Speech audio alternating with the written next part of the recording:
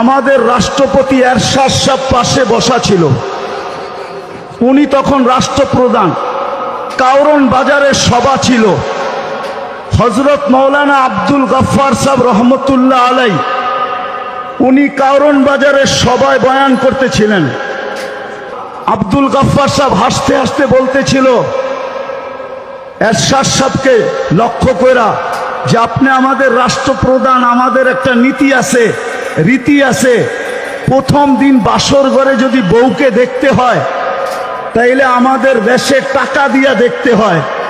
মধ্যখানে শালা শালিরা পর্দা ধরে, জামাই যতক্ষণ পর্যন্ত টাকা না দেয় তো পর্দা উঠায় না, নিজের বউয়ের চেহারা দেখতে দেয় না। আপনি আমাদের রাষ্ট্রপ্রধান হওয়া সত্ত্বেও আপনি আপনার বউকে এরকম খোলা ছেড়া দিলেন কি করে যে এখন একজন রিকশাওয়ালাও পয়সা ছাড়া আপনার ওয়াইফকে দেখে? ওইটা একটা সময় ছিল, একটা সময় ছিল, খায়রের সময় ছিল। ওনারা আল্লাহর রসুলের জমানার কাছে ছিলেন, আদর্শের উপরে প্রতিষ্ঠিত ছিল।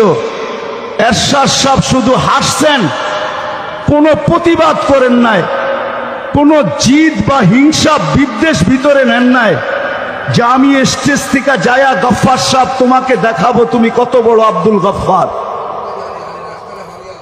কোনো প্রতিশোধ নেন নাই। কিন্তু আজকে কথা বলে স্টেজ থেকে নামা যায় না, কথা বইলা স্টেজে বসেও থাকা যায় না। কেন এই দুরবস্থা? আমার প্রশ্নের জবাব দেন আপনারা, কেন এত দুরবস্থা? টুপিওয়ালা তো আগের চেয়ে বেশি, দাড়িওয়ালা তো আগের চেয়ে বেশি, নামাজি তো আগের চেয়ে বেশি, তাবলিগওয়ালা তো আগের চেয়ে বেশি, ওয়াজ নসিহত